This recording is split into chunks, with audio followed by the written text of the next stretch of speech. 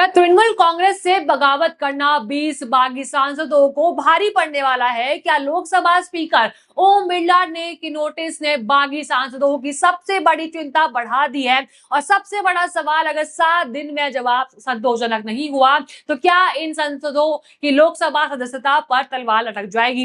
एक तरफ supreme court की कार्रवाई तो दूसरी ही तरफ लोकसभा सचिवालय का नोटिस, और इसी बीच टीएमसी के बागी खेमे में वापसी का सिलसिला भी शुरू होता दिखाई दे रहा है।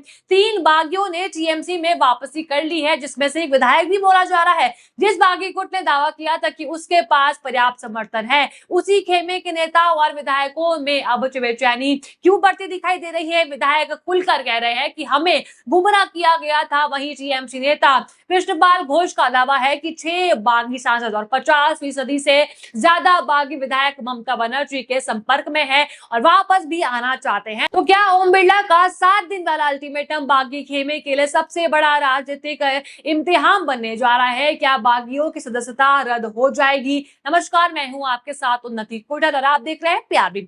सबसे पहले समझते हैं सुप्रीम कोर्ट से शुरू हुआ मामला अब लोकसभा तक कैसे पहुंच चुका है। देखिए, मंगलवार को सुप्रीम कोर्ट ने टीएमसी की उस याचिका पर 20 बागी सांसदों को नोटिस जारी किया जिसमें उनकी सदस्यता से जुड़े मामलों पर कार्रवाई की मांग की गई थी। टीएमसी नेता अभिषेक बनर्जी की तरफ से दायर याचिका में आरोप लगाया गया कि इन सांसदों ने टीएमसी से टिकट पर चुनाव जीत का, लेकिन बाद में पार्टी छोड़कर एनसीपीआई में शामिल होने का फैसला किया था। यानी टीएमसी नेता अभिषेक बनर्जी ने पार्टी के 20 बागी सांसदों के खिलाफ 18 जून को अलग अलग अयोग्यता याचिका दायर की थी, जिनकी लोकसभा की सदस्यता से अयोग्य ठहराने की मांग भी यहाँ पे की गई थी। टीएमसी की दलील है कि अगर कोई सांसद एक पार्टी के टिकट पर चुनाव जीतकर बाद में दूसरी पार्टी में चला जाता है तो दल बदल विरोधी कानून के तहत उसकी सदस्यता का सवाल यहाँ पर उठ जाता है और उनकी सदस्यता रद्द होनी चाहिए। और अब इसी मामले में लोकसभा सचिवालय की ओर से 20 बागी सांसदों को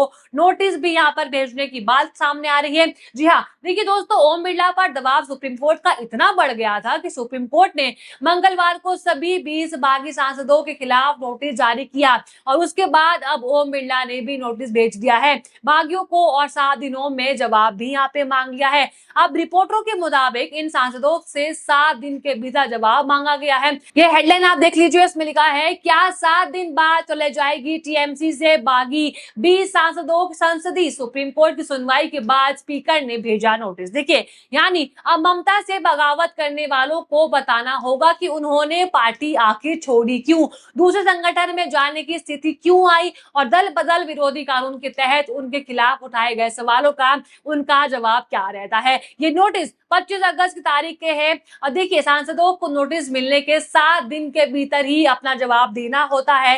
कार्रवाई संविधान की 10वीं अनुसूची और सांसदों के दल बदल से जुड़ी प्रक्रिया के तहत हो रही है, यानी 7 दिन की अवधि जवाब देने के लिए, जबकि मिलने के बाद अयोग्यता से जुड़े कार्रवाई आगे बढ़ पाएगी। और वही इसी के साथ आपको बता देती हूँ कि एक तरफ बागियों पर खतरा मंडरा रहा है, वहीं दूसरी ही तरफ ममता के खेमे में विधायकों की वापसी भी यहाँ पे हो रही है। जिस बागी गुट को कुछ समय पहले टीएमसी के लिए बड़ी चुनौती के तौर पर देखा जा रहा था, उसी खेमे में अब वापसी की खबरें सामने आने लगी है। और यहाँ पे सबसे बड़ा उदाहरण है अमदंगा विधायक कासिम सिद्दीकी का। देखिए, कुछ महीने पहले कासिम सिद्दीकी ऋत्विक बनर्जी के नेतृत्व वाली बागी खेमे में चले गए थे, लेकिन अब उन्होंने ममता बनर्जी के नेतृत्व वाली टीएमसी में लौटने का यहाँ पर ऐलान कर दिया है। और उनकी वापसी के पीछे जो बयान सामने आया है उसने पूरे विवाद को और दिलचस्प यहाँ पे बना दिया है। आप ये हेडलाइन देख लीजिए, दीदी ही सब कुछ है, बागी गुट छोड़ ममता बनर्जी खेमे में लौटे टीएमसी विधायक कासिम सिद्दीकी।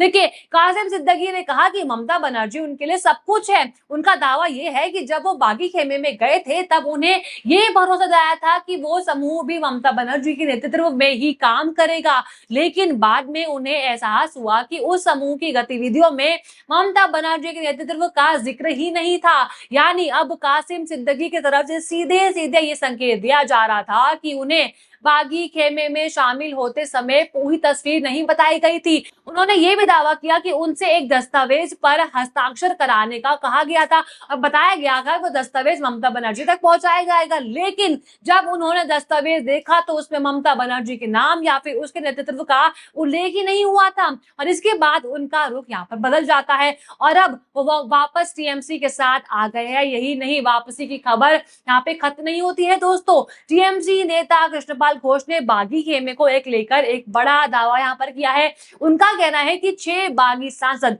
और 50% से ज्यादा बागी विधायक ममता बनर्जी के संपर्क में हैं। कृष्णपाल घोष के मुताबिक ये नेता वापस टीएमसी में लौटना चाहते हैं। आप ये रिपोर्ट देख लीजिए, उसमें लिखा है पश्चिम बंगाल विधानसभा चुनाव 2026 में तृणमूल कांग्रेस की करारी हार के बाद पार्टी में छिड़ा संग्राम जारी है और इसी बीच टीएमसी के वरिष्ठ नेता घोष ने दावा किया है कि विपक्षी खेमे में गए 6 बागी सांसद और आधी से ज्यादा बागी विधायक पार्टी में वापस आना चाहते हैं। कृष्णपाल घोष की माने तो बागी विधायक सीधे ममता बनर्जी के संपर्क में है। उन्होंने आरोप लगाया कि बागी नेताओं को वापस लौटने से रोकने के लिए पुलिस और कानून प्रवर्तन एजेंसियों का गलत इस्तेमाल यहाँ पे किया जा रहा है, जिससे बीजेपी का समर्थन हासिल है। घोष ने कहा कि 6 सांसद और 50% से ज्यादा विधायक ममता दीदी के संपर्क में हैं। मैं नामों और सटीक आंकड़ों का खुलासा नहीं करूंगा क्योंकि मैं नहीं चाहता कि दूसरा इसका राजनीतिक फायदा उठाए। अब आपने देखा, अब यहाँ पर ध्यान दीजिए कि अगर ये दावा राजनीतिक तौर पर सही साबित हो जाता है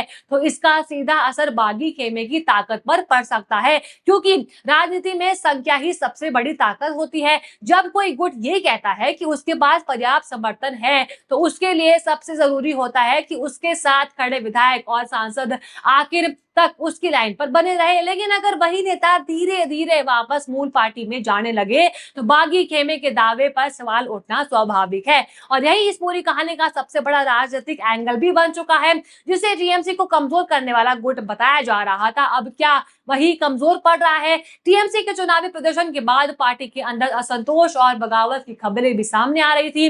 कई नेताओं और विधायकों के अलग होने की बात की गई। बागी खेमे में काकोली घोष, दस्तीदार सुदीप बंदोपाध्याय जैसे वरिष्ठ नामों के साथ कई चिंतित नेताओं के नाम भी जोड़े गए हैं। इनमें पूर्व क्रिकेटर यूसुफ पठान, सयोनी घोष, शताब्दी राय, रचना बनर्जी, जून माल्या जैसे वरिष्ठ नेताओं के नाम भी शामिल हैं। देखिए, बागी खेमे की तरफ से अलग बैठने और अपने राजनीतिक अस्तित्व को देखने की यहाँ पे कोशिश की जा रही है, लेकिन अब तस्वीर में एक नया सवाल खड़ा हो गया है कि अगर बागी खेमे में विधायक ही वापस लौटने लगे, अगर सब कुछ सांसदों ने भी संपर्क में होने का दावा किया जाए और ऊपर से 20 सांसदों को नोटिस मिल चुका है, तो क्या बागी खेमे पर दबाव बढ़ता जा रहा है? क्या इनकी सदस्यता सच में जा सकती है? क्योंकि अब बागी सांसदों के पास अपना पक्ष रखने के लिए समय सीमित हो चुका है। 7 दिनों के भीतर उन्हें नोटिस का जवाब देना पड़ेगा। बागी खेमे का असली परीक्षा अब यहाँ पर शुरू हो चुकी है। एक तरफ सदस्यता का सवाल, दूसरी ही तरफ 2/3 बहुमत का समर्थन का दावा, तीसरी ही तरफ टीएमसी की ओर से आयोग्यता की मांग और चौथी ही तरफ